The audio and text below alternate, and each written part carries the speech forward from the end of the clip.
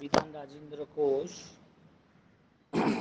उनका सब्जेक्ट उपादान, उपादान 55 नंबर का शब्द, पार्ट 2। उपादान यानी मन वचन काया से जो भिन्न है वो उपादान।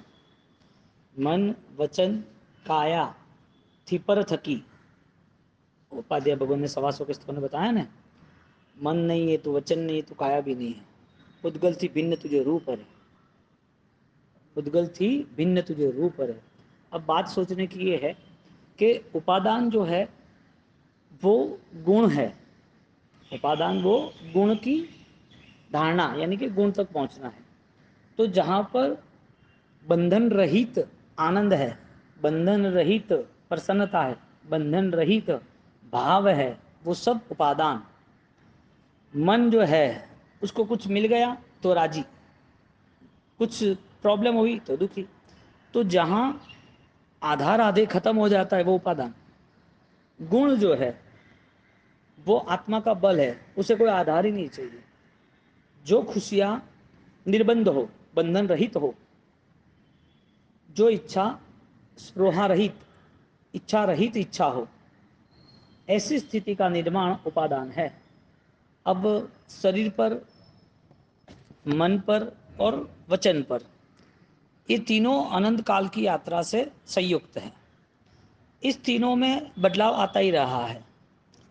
तो जहाँ पर सुख दुख है तो सुख दुख का प्रारंभ भी है और सुख दुख का अंत भी है।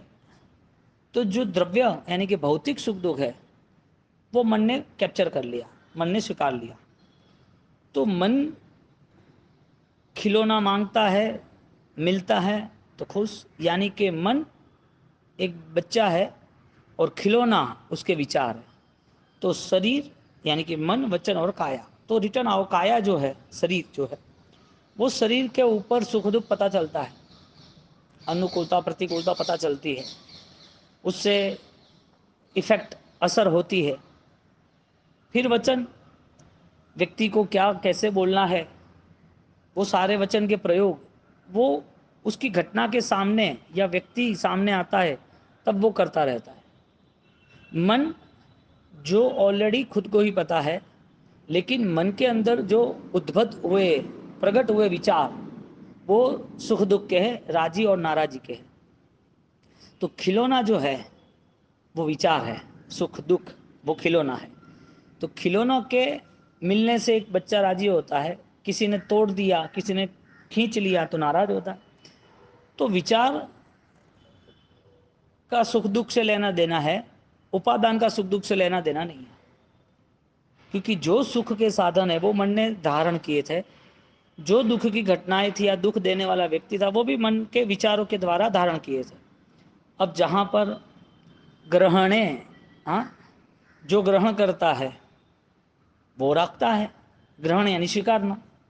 कोई व्यक्ति बाजार में से कोई चीज़ लेके आता है तो घर के लिए काम होती है तो घर पे रखते हैं, ग्रहण किए बिना तो आता नहीं घर पे, ग्रहण किया तो घर पे आया ना। तो यहाँ पर संसार की स्थिति यह है कि मन ने इतना ग्रहण किया कि वो सारी चीज़ें साथ में हैं, और बहुत सारी चीज़ें ऐसी जो उसको चाहिए, बहुत सारी चीज़ें, लेकिन उसके पुण्य ही नहीं है, मिल नहीं रहा है। तो मन ने हर बार डिमांड की, यानी कि विचारों द्वारा हर चीज़ परिग्रह में ले गए, स्वीकार में ले गए।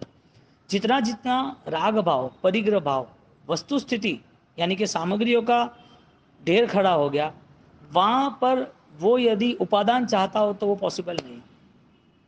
सामग्री इकट्ठी हो गई, सामग्री के पीछे सुख दुख इकट्ठे हो गए, वही सामग्री में मन वापस ज़्यादा जुड़ गया, वहाँ पर उपादान की संभावना कम है। क्योंकि मन वचन काया से किया हुआ तीव्र राग का व्यवहार मन वचन काया से उलझ गए तो उसे सुख दुख ही दिखेंगे, सुख दुख रहित अवस्था नहीं दिखेगी। अब बात आती है सुख दुख रहित अवस्था की, कि सुख दुख के जो साधन है वो तुम्हें भीतर का आनंद नहीं दे सकता। सुख दुख की जो घटना है वो कभी उपादान से जुड़ ही नहीं सकते। इसके लिए प्रभु महावीर ने और श्रमण परंपरा ने अनाउंस किया कि ये संसार की सामग्री के बिना जीवन जी सकते हैं। बस उसको एक संकल्प बल का निर्धारण करना है, इस संकल्प के साथ मुझे जीना है, वो तय करना है। तो जो स्पष्ट निर्णय बनता है वो उसके लिए कल्याणकारी बनता है। कैसे?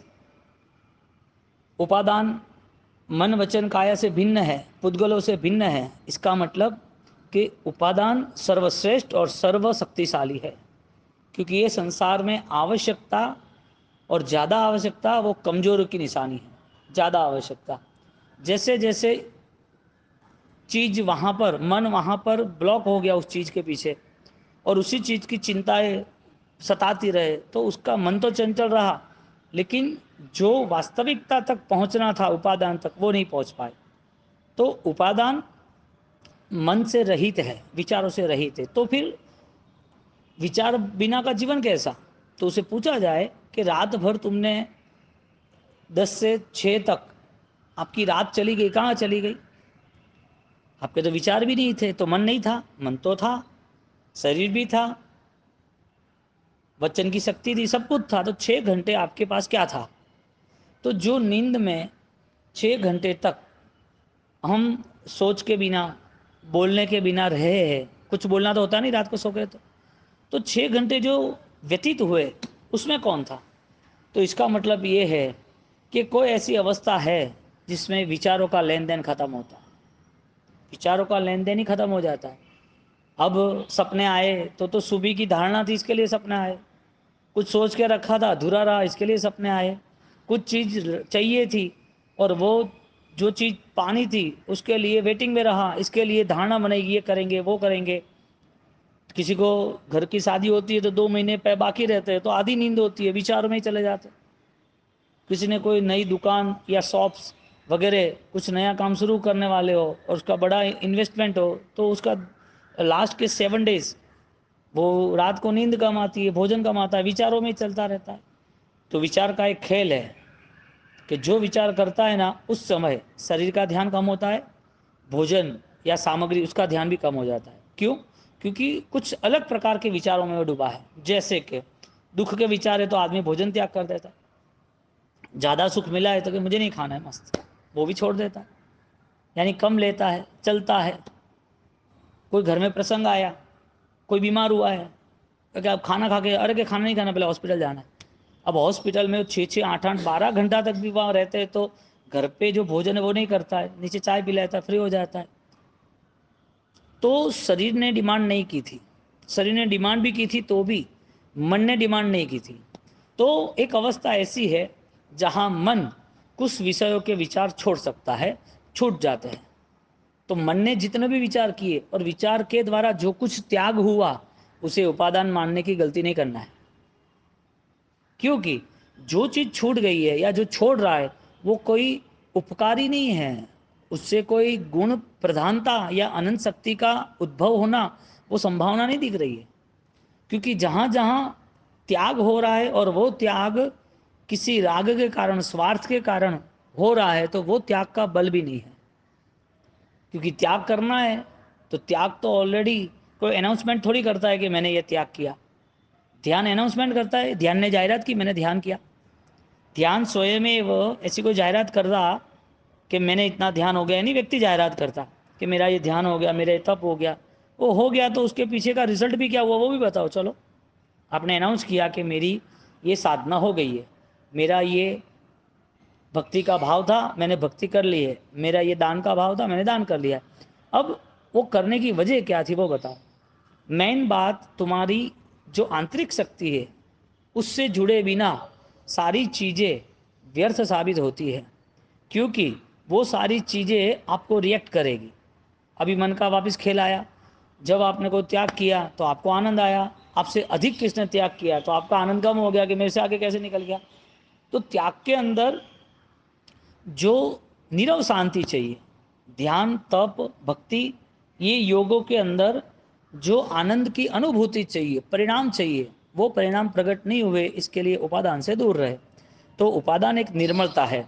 शायद आत्मनः अपि उपादानम, जहाँ आत्मा हित की अस्ति, शायद होता ही है, जहाँ आत्मा की शक्ति की पूर्ण संभावना है, आत्मा का बल विकसित होगा ही होगा डेफिनेटली। ये प्रॉमिस दे रहा है उपादान कि भाई मुझे साथ में रख, रक्षा कवच हूँ मैं, तुझे संसार परिभ्रमण नहीं करने दूंगा, कसाय में नहीं जाने दूंगा, तुझे अब नए दुखों में नहीं जाने दूंगा, तुझे किसी के प्रति घृणाभाव नहीं आने दूंगा। कौन जवाबदारी ले रहा है? उपादान। क्यों ले रहा है? क्योंकि अनंत आत्मा को इसने दिया है। अनंत आत्मा मोक्ष में गई, संसार में ही थी ना, तो जाने का रास्ता कौन सा था? 14 राज लोग जीवा योनि के अंदर, 14 राज लोग के, और इतने सारी जगहों पे जन्म मरण किसके हुए? देह के हुए। किसके साथ हुए? आत्मा के साथ हुए। तो उस आत्मा को जब मोक्ष में जाना था, मुक्ति पाना था, तो उसके रास्ता किसने बनाया? उसका रास्ता उपादान ने बनाया था, लेकिन मिल नहीं रहा था। जो निर्मलता थी, जो निश्चय का ज्ञान था, जो अंदर प्रभुता बैठी थी, वो प्रभुता का अवसर उसके पास गुण प्रकट करने की वास्तविकता के साथ जुड़ा है। जैसे गुण प्रकट करने की वास्तविकता आई, मुक्ति का मार्ग सहज बन गया।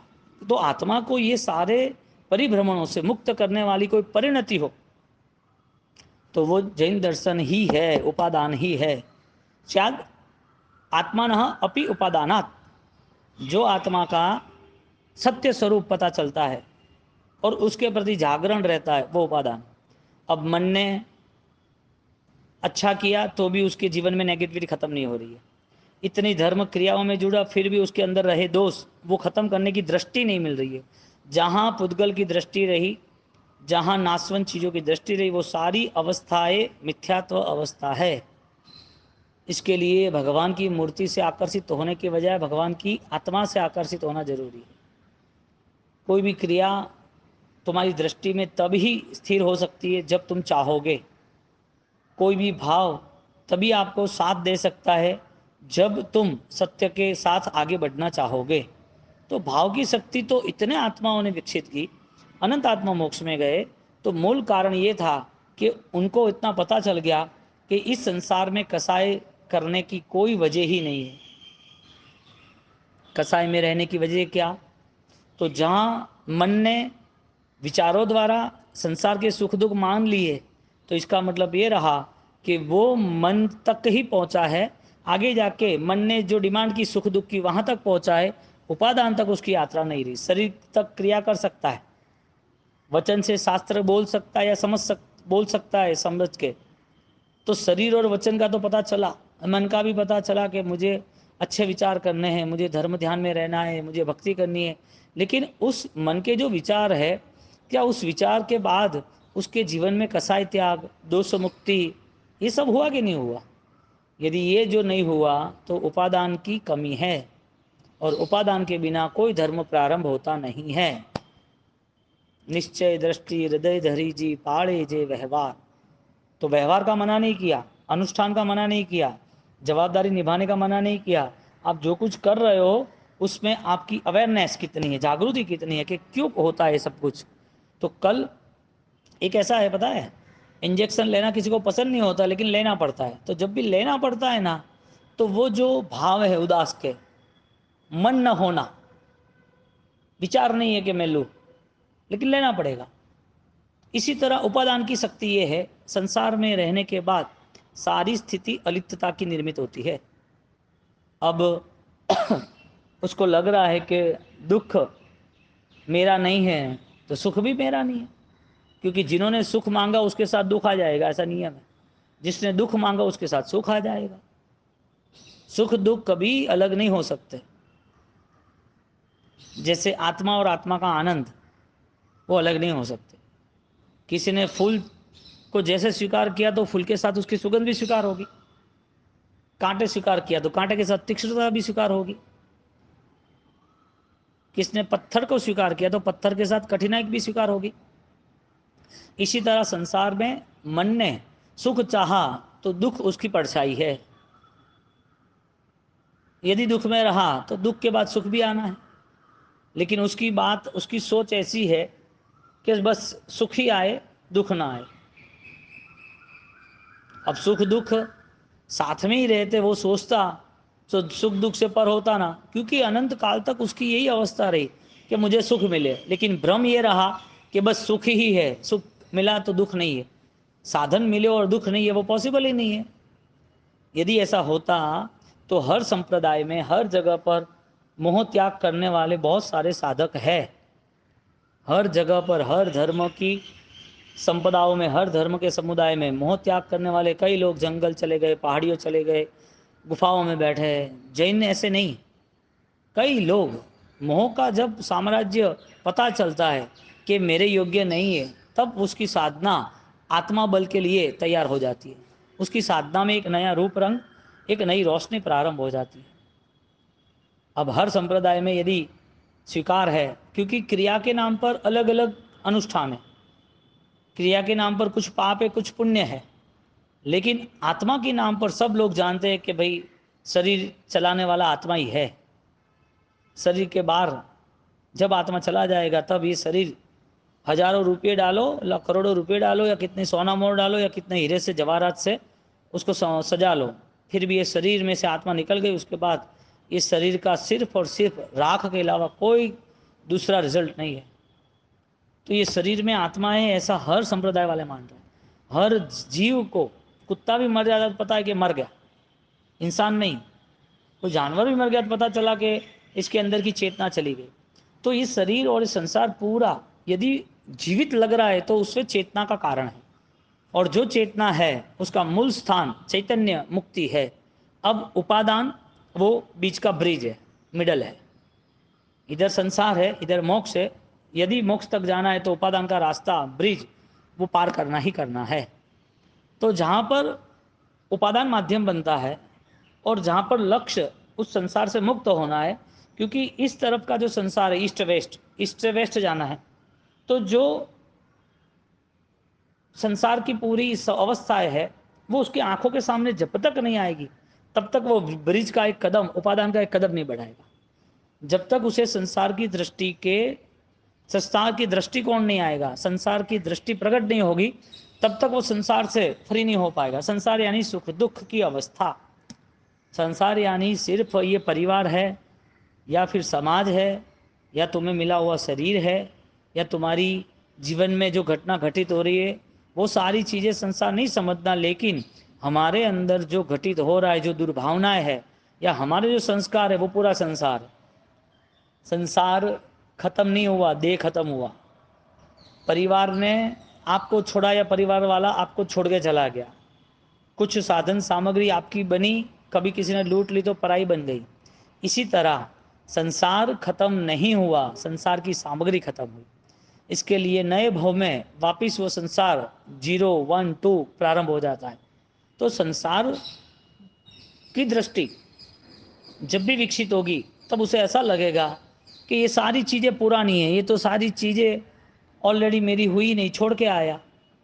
तो पूर्व भव और पूर्व भव और पूर्व भव, इतनी सारी ढेर सामग्री, देवलोक की दुनिया छूट गई। ये उपादान का ब्रिज तैयार हो रहा है, उसकी दृष्टि स्पष्ट बन रही है। वो दृष्टा भाव में आगे बढ़ रहा है कि ये संसार की घटनाओं में मेरी कसाई की यात्रा बढ़नी नहीं चाहिए। इस संसार को समझने के बाद जहाँ मान सम्मान अपमान, जहाँ राग द्वेष, जहाँ निंदा ईर्षा कुथली कपट लोभ दंभ माया क्रोध अभिमान, जितना भी कोई भी उष्णता का बोध हो रहा है, यानी कि जो भी अग्नि दिख रही है वो सब अग्नि से वो दूर होता है। लो, आपकी निंदा कोई कर सकता है, आप किसी पे क्रोध कर सकते हो, आप किसी के प्रति गलत बात ईर्षा कर सकते हो, आप किसी की चीज़ चोरी कर सकते हो। आपका शरीर इतने सालों से आपने संभाला है, अब उसमें आप रोग नहीं लाना, बीमारी नहीं लाना, मौत नहीं लाना, ये सब आप कर सकते हो। ये तेरे हाथ में है ही नहीं। उपादान यानी भिन्नता, जो मन वचन काया पुद्गल थी भिन्न तुझे रूप से। हाँ, तू पुद्गल नहीं है, तू कौन है? तू उपादान का राजा है। तो अनंत शक्ति है उपादान की। तो वो ब्रिज यानी कि उपादान का प्रारंभ सम्यक दृष्टि से होता है, मिथ्यात्व त्याग से नहीं हुआ है। मिथ्यात्व त्याग वो संसार की अवस्था है। मिथ्यात्व त्याग कसाय त्याग करने का बल है, लेकिन उस संसार त्याग में या कसाय त्याग में यथा प्रवृत्तकरण आ सकता है। सम्यक दर्शन अभी तक नहीं आया। सम्यक दर्शन यानी निश्चय का प्रारंभ। जो निश्चय का प्रारंभ हो रहा है उसका रिजल्ट है संसार की दृष्टि से मुक्त होने का। उसका पूर्ण प्रयास प्रारंभ हो चुका है। संसार का दृष्टिकोण अब उसके लिए स्पष्ट बन गया है। अब किस चीज़ के पीछे उसका मन इतना दुखी रहेगा? क्योंकि मन ने एक छोटे बच्चे के साथ खिलौना की जो बात है वही मन के विचारों की बात है। खिलौना संसार की सामग्री साधन है, वो छोटे बच्चे से दिया तो राजी हुआ, छीन लिया तो दुखी हुआ। इस संसार में जो जीव इतनी सामग्री नहीं मिली है तो मिलने के लिए दौड़ रहा है, मिल गई है राजी हो गया, और कैसे प्राप्त हो उसका आयोजन कर रहा है। और सारी चीज़ें जब छोड़ के जानी है तो वो चीज़ों का जो भयंकर राग था, मेरा भाव था, आसक्त, मेरा मेरा, ये सारी चीज़ों का भाव उसे अंत समय में इस चीज़ों से, संसार के भाव से मुक्त नहीं कर सकता। संसार की अवस्था में शरीर मिला, स्वजन मिला, संपत्ति मिली, सब कुछ मिला, ये संसार नहीं है। संसार तुम्हारे मन में जो बसा है कसायों का, जो दुर्भावनाओं का, जो बार बार दोष दृष्टि से जुड़ा है, वो सारा संसार 24 कलाक चलता है। सामग्री तो आज छूट जाएगी, बीमार हुए तो खाना छूट जाएगा, क्या करोगे? एक्सीडेंट हुआ, पैर कट गया तो नया पैर लगाओगे, क्या करोगे?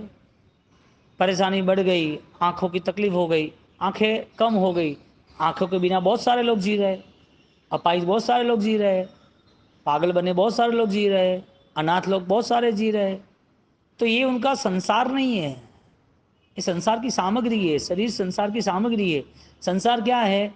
तुम्हारी, तुम संसार की सामग्री समाप्त हो फिर भी तुम्हारा संसार समाप्त ना हो, उसका नाम कसा है।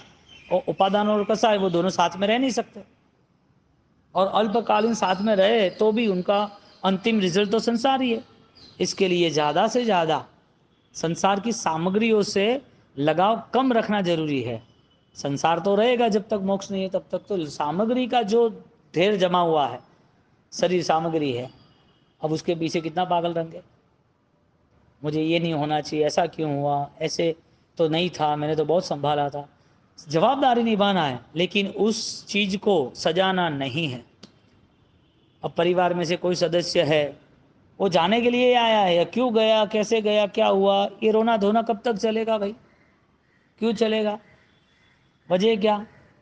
मेरा पैसा उसने ले लिया, मैंने तो ये सोच के इन्वेस्ट किया था, मुझे तो इतना कमाने मिलता, मैंने तो नया घर बनाया था, बिल्डर ने ऐसा किया, भगवान ने ऐसा क्यों किया, धरतीकंप आ गया, मेरा नया घर चला गया, हम घूमने गए थे, भगवान की यात्रा करने गए थे, और मेरा परिवार एक्सीडेंट हुआ, 2 लोग मर गए, ये क्या हुआ? ये सारा कौन सोचता है? जिसके भीतर संसार आग की तरह चारों ओर ज्वालामुखी की तरह भरा हुआ है, ये सारे दुख के विचार वो करता है। इसके लिए दुख और सुख के विचार से पर हो, दुख और सुख की सामग्री से पर हो, दुख और सुख के संसार से पर हो, वो सारा उपादान है। शायद आत्मानापि उपादानात्। वापिस विशेष आवश्यक भाष्य में बात कहते, स्वस्व विषयभ्य इंद्रियाणाम निवारण रूपे प्रत्याहारे। बोलो, मन वचन जो है, काया जो है, वो सारी सामर्थ्यता जो मिली है, वो सारी सामर्थ्यता का उपयोग कहाँ कर रहे हो वो समझना जरूरी है। शरीर मिला, वचन मिला, काया मिली यानी मन मिला, उसका उपयोग कहाँ हो रहा है? यहाँ पर विशेष आवश्यक भाष्य में निर्देश कर रहे, स्वस्व विषयभ्य इंद्रियाणाम निवारण रूपे प्रत्याहारे। तुम्हारा पचखान सिर्फ शरीर का नहीं होना चाहिए, सिर्फ 24 घंटे या 36 घंटे सिर्फ समय का नहीं होना चाहिए। सिर्फ कुछ अवस्था भक्ति की मिली तो ध्यान और भक्ति की वो नहीं होनी चाहिए। तुम्हारा निवारण निश्चय से होना चाहिए। तुम्हारा निवारण संसार का आत्मिक स्तर पर होना चाहिए। हम क्या सोचते हैं कि कुछ हमारी साधना हो गई तो कल्याण हो गया। साधक बने भी गिरे हुए हैं, सपक्ष यानी लेने गए थे तो भी उपसम भाव से गिर गए। क्यों गिर गए? वजह क्या थी? कुछ ऐसा मन में पुराना संसार बसा था, जहाँ उसकी स्मृति रही, कुछ हास्य हो गया, कुछ स्मरण में आ गया। प्रसन्न चंद्र राजे से देख लो तुम, क्या साधना में आगे निकल गए थे और कहाँ साधना के बाद आ गए। क्यों? तो संसार त्याग कर दिया, साधु बन गए, साधना कर रहे थे, साधना फलीभूत हो रही थी, फिर भी कितना डाउनफ्लो आया। क्यों आया? वजह क्या थी? संसार तो छोड़ दिया था, तो गिराया किसने? संसार ने नहीं गिराया, संसार के भावों ने गिराया। इसके लिए इस संसार की सारी सामग्री, तुम्हारा उपादान कम हो तो ही तुम्हें गिरा सकती है, क्योंकि संसार की सारी अवस्थाएं मोक्ष में ही नहीं है, बाकी 14 राजलोक में है। संपूर्ण संसार का अभाव सिर्फ और सिर्फ 14 राजलोक में है, क्योंकि जो एक इंद्रिय जीव है, सन्नी पंचेंद्रिय और असन्नी पंचेंद्रिय हो या समुच्छिम जीव हो, उसका भी भाव संसार उसके साथ बैठा हुआ है। बोलो उसके पास स्वजन नहीं है, उसके पास देह भी नहीं है, चाहिए ऐसा सूक्ष्म है, बाकी तो कुछ है ही नहीं, वो भोजन भी नहीं करता है, तो फिर वो संसार में क्यों है? जीव है फिर भी संसार में क्यों है? उसका भाव संसार जो चालू है, इसके लिए निवारण भाव संसार का होना जरूरी है। तो जहाँ जहाँ साधनाएं तीव्र बनती है वहाँ वहाँ भाव संसार कम होता है। जहाँ जहाँ सम्यक दर्शन की उपासना तीव्र बनती है वहाँ वहाँ संसार का मिथ्यात्व दिन प्रतिदिन कमजोर बनता जाता है। एक दिन ऐसा आता है परम चेतना की अनुभूति में वो इतना स्थिर हो जाता है, उसे देह वचन मन उसकी रहित अवस्था में ही आनंद आता है।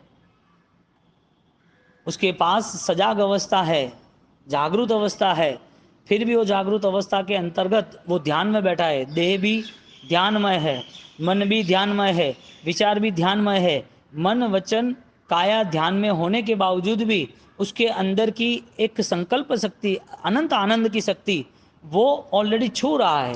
उसकी परिणति दिन प्रतिदिन उत्तरोत्तर वृद्धि हो रही है। इसके लिए संसार का कोई रंग ही नहीं रहा। संसार का साधन, संसार की अवस्था है, लेकिन संसार उसके मन में नहीं है। डॉक्टर मरीजों की दवाई करता है, लेकिन डॉक्टर दवाई नहीं लेता है। सारी दवाई उसे पता है कौन से दर्द की क्या दवाई है, बीमारों के लिए दवाई है।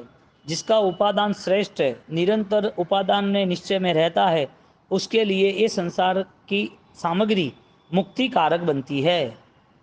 क्योंकि संसार बसा नहीं है, खाली उपयोग करना है। तो जब साधना स्वीकार करते हैं, संसार का मोह माया त्याग करते हैं, तो सिर्फ द्रव्य त्याग नहीं होता है, भाव लुंचन, लुंचन शब्द आता है ना, लोच, लोच भाव लुंचन संसार का ही मोचन कर देता है। तो जहाँ साधना है वहाँ उपादान है, और जहाँ उपादान नहीं है वहाँ साधना कैसी? बोलो भ्रम खत्म हो जाता है ना उपादान के नाम पर। वो सोचेगा कि मैं तो सिर्फ यही सोचते हैं हम तो कि हमारा सामयिक हो गया, यही सोचते हैं कि हम तो आराधक बन गए, हमने तो भगवान की भक्ति में आंसू बहा दे, हमने तो एक विचारों का प्रायश्चित कर लिया। भगवान सात्विक और वास्तविक परिस्थितियों का निर्देश करते हैं कि तेरा सहज स्वरूप है ने वहाँ तक तू पहुँच। ये विचारों के तनाव और दबाव भी है ना, वो हाईवे की चौराया है पूरा मन। मन क्या है? चार रास्ता है, चौराया, हजारों गाड़ियाँ आती जाती रहती है। एक कैसा खेल है पता है विचारों का? दो छोटे बच्चे वो लड़ रहे थे, दो छोटे बच्चे लड़ रहे थे, लड़ाई झगड़ा कर रहे थे। अब लड़ाई झगड़े क्यों कर रहे थे? वो एक मैदान में उसको लेके गए उनके पेरेंट्स, और वहाँ पर बहुत सारे कबूतर थे, और वो कबूतर आते और जाते, आते और जाते। वो गिनते हैं कि मैंने जो पहला कबूतर देखा वो मेरा, मैंने जो पहला देखा वो मेरा, तो काउंट कर दे, 1 2 3 4, ये मैंने देखा।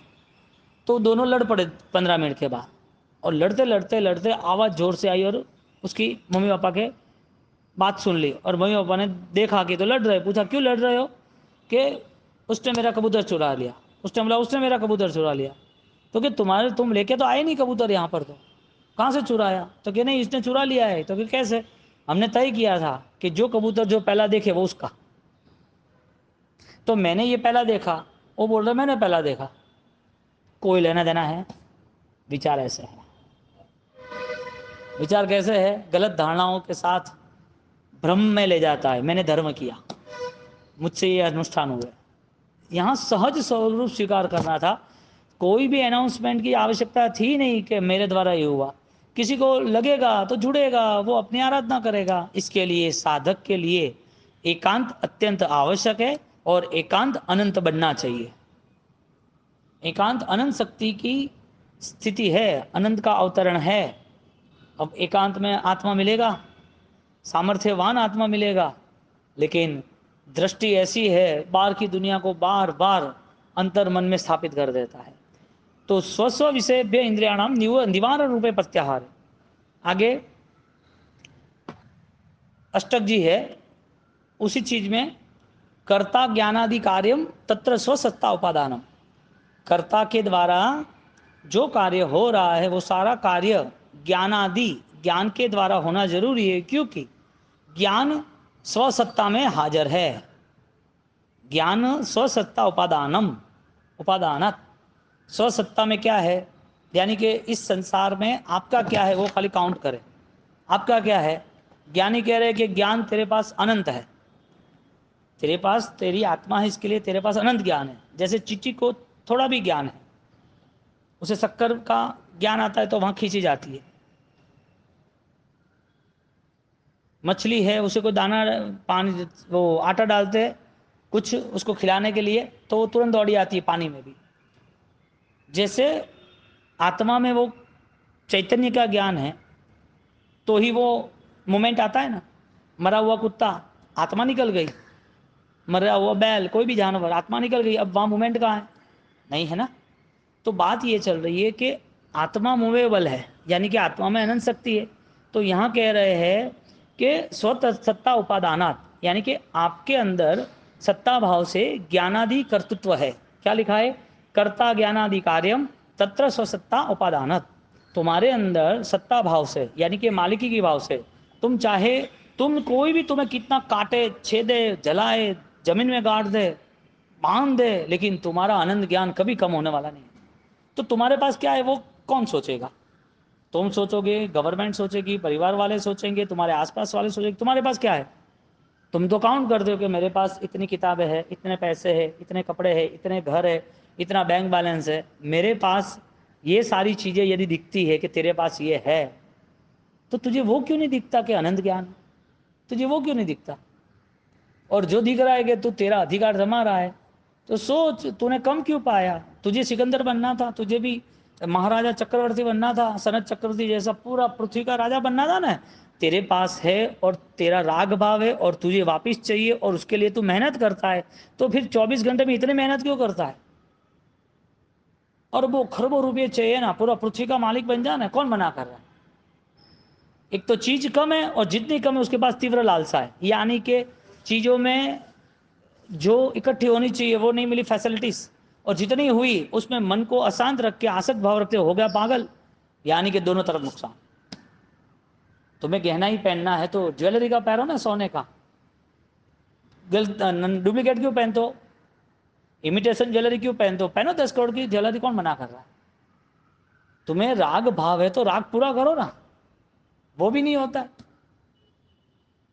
राग सही नहीं है। यहाँ पर ये बात कर रहे हैं कि राग के साधन जितने भी है, जिसके प्रति द्वेष है, वो सारी चीजें से भी अधिक उपादान में, स्वसत्ता में ज्ञान का कार्य, ज्ञानादि गुण है। एक बात। दूसरी बात, जितने भी साधन सामग्री है वो फाइनल धोखेबाज है, छूट जाएगा बिना कहे, पता भी नहीं चलेगा। आदमी 2 घंटा बैठा रहता है तो उसका पैर खुद का खड़ा नहीं होता कि मुझे चलना है। खुद के पैर से क्या शिकायत करेगा? खुद का शरीर है, उठ नहीं सकता है, नींद आती है, नींद आती है। ऐसा कैसा शरीर? 6 घंटे के बाद भी वापस 2 घंटे सोना, वापस 2 घंटे सोना, 12-12 घंटे तक सोते रहते लोग। खुद का शरीर है फिर भी खुद के कंट्रोल में नहीं। राग भाव को खड़ा तो कर दिया, लेकिन ये जाने वाला है तो उसका उपयोग क्या करना? जाने वाला है तो संसार की सारी सामग्री यदि उसकी खुद की है तो लार्जेस्ट बहुत होनी चाहिए, बिगेस्ट पावर वाली होनी चाहिए। उसकी नहीं है तो क्या महत्व रखना, उपयोग करना छोड़ देना। जितना उपयोग जरूरी है उतना करके फ्री हो जाना। लेकिन न तो वो सही साधना कर सकता है, नहीं वो सही संसार निभा सकता है। एक ऐसा हुआ कि नौकरी कर रहा है तो 10 साल से नौकरी कर रहा है, बिजनेस नहीं सीख रहा है। उसका बेटा तैयार हो गया, वो तैयार नहीं हुआ। उसका बेटा बिजनेस कर रहा है कि पापा तुमने 12 साल सर्विस किया, बिजनेस नहीं सीखा। सर्विस अच्छी है क्या? अरे सर्विस से कुछ थोड़ी होता है। यहाँ ज्ञान के बिना, यानी कि उपादान में अनंत ज्ञान है, अनंत ज्ञान के बिना ये संसार जब पकड़ के रहता है तो सारी सामग्री हमें चाहिए ही चाहिए। ये जो उपादान को खत्म करने के लिए, यानी कि भाव को खत्म करने के लिए सारी सामग्री तुम्हारे पीछे पड़ी है, वो सारी छूट जाएगी। तब पता चलेगा कि ये तो छूट जाने वाली थी, इसमें मेरा कोई हक ही नहीं था। पहले से उसको वो ध्यान करना चाहिए कि यदि चक्रवर्ती जैसे सामग्रियों से मुक्त हो सकते हैं तो मुझे सामग्रियों के भावों से मुक्त होना जरूरी है। इसके लिए कोई भी घटना उसके अंदर घटित ही नहीं होगी। बोलो तुम्हारा अधिकार किसके है? तुम्हारे पास क्या है? तुम्हारे पास क्या है? एक, तुम्हें चाहिए क्या? दो, और कब तक रहेगा? तीन। संसार के भावों की बात करते हैं, संसार के सामग्रियों की बात करते हैं। तुम्हारा क्या है? तुम्हें क्या चाहिए और तुम्हारे पास कितना रहेगा। जवाब में कुछ मिलता हो, सही जवाब, तो उपादान समझना। सही जवाब है कि मेरा कुछ भी नहीं है, मेरे पास जो भी है वो क्षणिक है, कभी भी खत्म हो जाएगा, और मुझे जो यदि कुछ चाहिए तो वो चीज़ मुझे नहीं मिलेगी क्योंकि मेरा कर्म नहीं है। तो जो समाप्त होने वाली उसके पीछे कोई ज़्यादा समय दे तो ये तो बिना टाइटल का पागल है। पागल का टाइटल नहीं होता, पागल की मेंटल हॉस्पिटल होती है ना, उसके लिए हॉस्पिटल नहीं होती है, उसके लिए मन ही उसकी हॉस्पिटल है। वही खुद उस चीज़ों के पीछे पड़ा है। और जहाँ पर उसके सामने सबसे बड़ी तो प्रॉब्लम ये है, उसकी उसकी चेतना कितनी दबी हुई है, उस चेतना में कितना दूर है, जागरूक क्यों नहीं है। उसके सामने महात्याग दिख रहा है, विशेष त्यागी पुरुष दिख रहे, त्याग करने वाले साधक दिख रहे, फिर भी उसकी जागृति नहीं मिले कि मैं ये क्यों कर रहा हूँ। और वो भी छोड़ो, चलो वो नहीं दिखे, अरिहंत प्रभु पर श्रद्धा हो, सिद्ध पर श्रद्धा हो, तो वो अरिहंत का जीवन चरित्र भी सुने तो लगे कि त्याग के बिना तो संभव ही नहीं है। तो उपादान है उसका, उसका मनोबल है, उसका ज्ञान का जो कार्य है वो ससत्ता तक लेके जाता है उसे। ससत्ता क्या है? अनंत काल दर्शन ज्ञान चारित्र में रहना, वो ससत्ता है। अनंत काल रहने का प्रारंभ करना है तो आज से उससे संकल्प करना पड़ेगा कि वो सम्यक दर्शन का निश्चय का उपादान मुझे पाना है। कर्ता ज्ञानाधिकार्यम तत्र स्वसत्ता उपादानम आध्यात्मिक दृष्टि भेदे। जो बोध है वो बोध का अर्थ ही ये है, उसे कसायों की आग से शांत कर देता है, कसायों उसको दूर रख देते हैं। आग तो जलाती है, लेकिन मन की आग जलती हो तो क्या करेंगे? गत्सु कुमार मुनि को जलाया किसने? संसार की दृष्टि से उसके ससुर ने उसके सिर पे कोयले रख दिए, इसके लिए वो जल गया। अध्यात्म की दृष्टि से उसका संसार ही खत्म हो गया, सारा संसार जल गया उसका। बोलो जल रहा है वो हमारा है? प्रसन्न चंद्र राजे से कहते हैं ना, बड़े मारू होतु नहीं मारू है कभी बड़े नहीं सज्जा है ना। हाँ, पूरी नगरी जल रही है, मिथिला नगरी, कहते जल रहा है, अभी मेरा क्या है, मैं तो छोड़ के बैठा हूं। और यदि कुछ जलेगा तो वो मेरा नहीं होगा तो ही जलेगा, क्योंकि मैं तो अनंत शक्ति का धारक हूं। जलेगा कैसे? गीता का श्लोक है, तुझे कोई जला नहीं सकता, दफना नहीं सकता, बांध नहीं सकता, काट नहीं सकता। हमारे यहाँ वो क्षणिकता के भाव से है, यानी ये वास्तविकता है सबके लिए। बोलो हर संप्रदाय में जागृति का धर्म विशिष्ट है, हर संप्रदाय में, हर किसी के लिए आत्मा का धर्म सर्वश्रेष्ठ है। बस उसे शांत रहना हो। तो आज के डॉक्टर भी क्या कह रहे हैं बीमार हो तो कि भी 3 दिन रेस्ट करना। रेस्ट करना इसका मतलब कि लड़ाई झगड़े में कम जाना, ऑटोमेटिक शांत हो जाएगा, पावर सब खत्म हो गया लड़ाई कर करके। यहाँ पर अध्यात्म के तुष्टि भेदे, जो आपकी आत्मा को शांति दे उसका नाम अध्यात्म है। जो आपके अंदर के मनोबल को, आंतरिक बल को नई दिशा दे वो अध्यात्म है। जहां आप लंबे समय तक रह सकते हो, जहां कभी भी किसी का आधार नहीं चाहिए, वो अध्यात्म है। बोलो किताबों का आधार लोगे तो ही आनंद आएगा, परमात्मा की भक्ति करोगे तो ही आनंद आएगा, माला लेके बैठोगे ध्यान करोगे तो ही आनंद आएगा। आत्मा आनंद भरपूर है, अनंत काल से है। अब माँ को बोलो कि तू उसको बड़ा कर, 2 साल का हो तब तक ही उसके साथ प्रेम से रहना। माँ की दृष्टि, वो 60 साल का हो, माँ 80-90 साल की है, तो भी उसके प्रति इतनी करुणा होती है। माँ के लिए कोई टाइम नहीं होता है कि बेटे के लिए, बेटी के लिए प्यार तू इतना परसेंटेज ही करना, इतने समय ही करना, बस वो 8 साल का हो गया अभी तो छोड़ दे उसको। ऐसा होता है कभी? उसने तो उसकी आंखों के सामने बड़ा किया है। और सबसे बड़ी बात, दुनिया उसको बाद में देख रही है, पहले 9 महीने तो वो जानती है कि बेटा कौन है। अब बेटे का प्रेम क्या बड़ा हो गया, शादी हो गई, क्या वो बड़े पद पे चला गया, बहुत करोड़ों अरबों रुपए बना गया, इसका प्रेम खत्म हो गया? इसी तरह आत्मा का जो प्यार है, अध्यात्म का प्यार है, उपादान का जो प्यार है, वो साधक कभी खत्म नहीं होता। उसके लिए उसे क्रिया मिले तो ही प्यार आए, क्रिया हो तो ही अध्यात्म हो, पचखान हो तो ही अध्यात्म हो, भक्ति हो तो ही अध्यात्म हो, कांट मैटर। ये सब ऑलरेडी जोकर का काम है। ड्रेस बदलते रहना, खुश करते रहना लोगों को। जोकर का काम क्या है? उसकी खुद की पहचान छुपाकर लोगों को खुश करना। इसी तरह जो क्रियावादी है, जो अध्यात्म रहित है, जिसका मनोबल तैयार नहीं है, उसके सबके सामने दिखावा करना पड़ता है, सबकी प्रशंसा उसे चाहिए। कोई इसके लिए अच्छा बोले वो उसके लिए ज़रूरी है, अच्छे के अंदर बुरा आ जा रहा है, कोई बुरा न बोले वो भी उसके लिए ज़रूरी है। वो सबके सामने ज़्यादा बड़ा बनना चाहता है, इसके लिए उसका अध्यात्म छिन्न भिन्न है, क्योंकि उसका संसार अनंत काल से जो चला है वहीं वो जा रहा है। तो उपादान वो ब्रिज था, संसार की दृष्टि को देख के उस ब्रिज पे चलने का प्रारंभ करते, संसार धीरे धीरे धीरे 200 कदम 500 कदम दूर होता और यहाँ उपादान नज़दीक आता, वो दिखता है, मिथ्यात्व दूर हो रहा है, सम्यक दर्शन करीब आ रहा है, वो अनुभव हो रहा है।